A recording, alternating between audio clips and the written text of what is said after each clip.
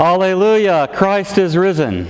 The Lord is risen indeed. Alleluia. Please be seated. Good morning. It's good to be with you all this morning. Jesus' words that we heard from the gospel this morning come on the night before he was crucified. He tells his disciples, "Little children, I am with you for only a little while longer, and where I am going, you cannot follow." So Peter, speaking for the whole group, as he always does, says anxiously, "Where are you going? Why can't we go with you? We always follow you. Why can't we follow you now?" Jesus says to him, "Peace, peace. Do not let your hearts be troubled. Trust, believe. You know where I am going. You know the way to where I am going." So then Thomas takes the anxiety ball from Peter and runs with it. And he says, "Oh, come on. We don't even know where you're going. How could we possibly know the way?" So Jesus says to him, "I am the way and the truth and the life. No one comes to the Father except by me." He doesn't say that this doctrine or this belief is the way. He doesn't say that this thing to do or this course of action or this direction is the way. He says, "I am the way." So then Philip takes the anxiety ball and runs with it from Thomas, and he says, "Show us the Father then, and we will be satisfied." Jesus says to him and then to them, "Have I been with you this long, and you still do not know who I am? If you have seen me, you have seen the Father. The truth, the life through whom we find and know the way, is Jesus himself."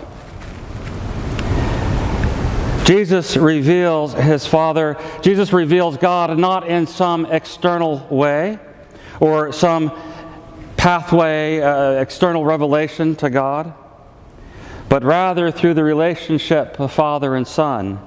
Jesus reveals God from the inside, a God whose divine life is defined by relationship and mutual self-giving, non-coercive love. In Jesus we see a God who wept at the tomb of his friend, who is a good shepherd who lays down his life for his sheep, who stoops to wash his disciples' feet. A God who acts through self-giving and not through force, and who overcomes sin and death by hanging on a cross and bursting forth a new life from a tomb. So the question this morning is, what do we do with this story? What do we do with this story? Marcus Borg, in the last chapter of his book, The Heart of Christianity, draws attention to the fact that since the Immigration Act of 1965, there has been an influx of non-European immigrants and cultures into our country that have brought their faiths with them. What once was primarily a Christian and Jewish and secular society in that order is now one in which Muslims outnumber the combined members of the Presbyterian and Episcopal churches. And the growing number of Hindu and Buddhist and other non-Christian faiths has Christianity significantly less represented among religious people in our country. He goes on from there to talk about the truth of God as it has been revealed in the variety of ways that God has chosen to speak to people throughout the world, throughout time, throughout history. And in light of that, he asks the obvious question, why be Christian? Why be a Christian? Maybe, perhaps, some would say they are Christians because Christianity is the one true religion, that without Jesus, you have no way to the Father and are therefore in danger of the fires of hell. And so we go about banging people over the head to become just like us. or else. On the other hand, maybe some agree with Borg. He writes that he is a Christian to have a home, to have a community in which he can worship God in a way that is familiar, that is rich in its language and in its traditions, and in which he feels at home. And so we keep it to ourselves, as if it is something that belongs only to us.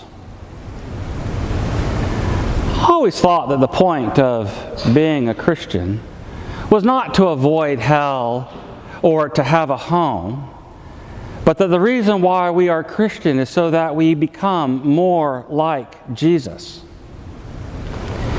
There is something unique about Christianity among the religions throughout the world, and that uniqueness is found in the incarnation, in the person of Jesus Christ, who he claimed to be and what he did. God in Jesus descended to the darkest depths of humanity, and when he rose up, he raised all humanity up with him. So what do we do with this story? Do we go around telling everyone else that they've got it wrong? Or do we keep the story to ourselves out of respect for the other ways in which God has communicated himself to the world? I have the good fortune of getting to know Marilyn Laszlo, who was a missionary to Hana village deep in the jungles and remote jungles of Papua New Guinea. She arrived there many years ago unannounced, armed only with basic linguistic skills.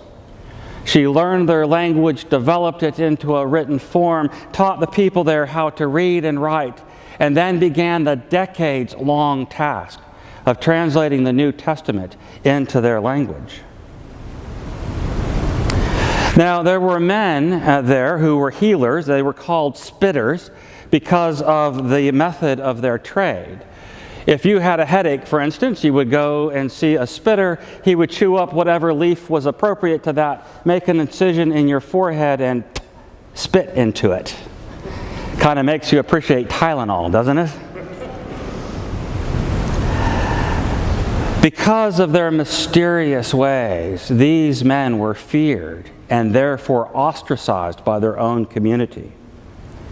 So Marilyn, in her wisdom, chose to include them in her efforts to translate the New Testament. As each new section was translated, Marilyn would have them read it and talk about it just to make sure that the translation made sense, that it was accurate and done right. And they were reviewing that story in Mark where Jesus heals a blind man by spitting on the ground and making mud and putting mud on the man's eyes. And then when he went and washed that mud off, he could see. At this, they were astonished, and one of them stood up and said, "Did you see that? Did you read that? This Jesus Christ must be the greatest spitter ever." And he ran out and he told everyone in the village about the story. In that moment, Jesus had become the fulfillment of all that he had believed. Marilyn said it was almost as if Jesus, upon seeing the blind man, looked 2,000 years into the future and found a way to reach Hana. Now there in Hana, they believe that life stems from the throat, not from the heart, like we do. You don't accept Jesus into your heart, you accept him into your throat. Jesus didn't say, "Blessed are the pure in heart." He said, "Blessed are the pure in throat." And I was explaining this to a Hindu friend of mine, and he got really upset. He said, "You can't do that. You can't just change your sacred text like that." Well, of course you can. Because Jesus has to be preached in a context in which he can be understood. And being pure of heart just makes no sense in Hana. Marilyn wasted no time telling the people there that their religion was no good. Instead, she got to know who they were, how they saw the world, and how they contemplated the divine. Then, she simply preached Jesus Christ, God incarnate, who came into the world and descended to the darkest depths of humanity, and when he rose up, he raised all humanity up with him. In this way, Jesus Christ becomes the fulfillment of every system of faith the world has known, even the most pagan. Now, I'm not trying to say that the way to be Christian is to pack your bags and go off into the jungle for a couple of decades translating the Bible. What I am saying is this. This story does not belong to us. It is not our story. We have not been called to be Christians for the sake of ourselves. This is something to be shared. To be Christian is not to believe this thing or that thing or to do some particular thing. To be Christian is to participate in the way of life of Jesus. To participate in the way of life of Jesus himself.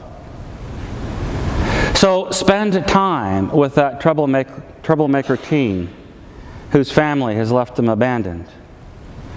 Or that workaholic neighbor who is straining to find happiness through success and say, "You are worth it for me to be here with you, to spend my time with you.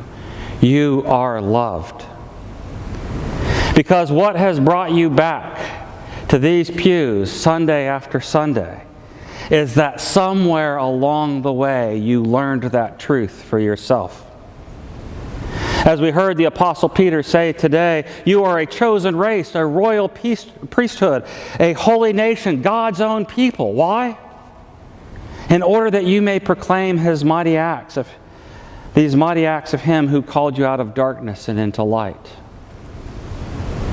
We need not be going around telling everyone they've got it wrong and that we are the one true religion. Nor do we need to keep it to ourselves as if it belongs only to us or it is our home. No, instead, as we get to know people and how they see the world, we simply tell the story of God's saving act in history.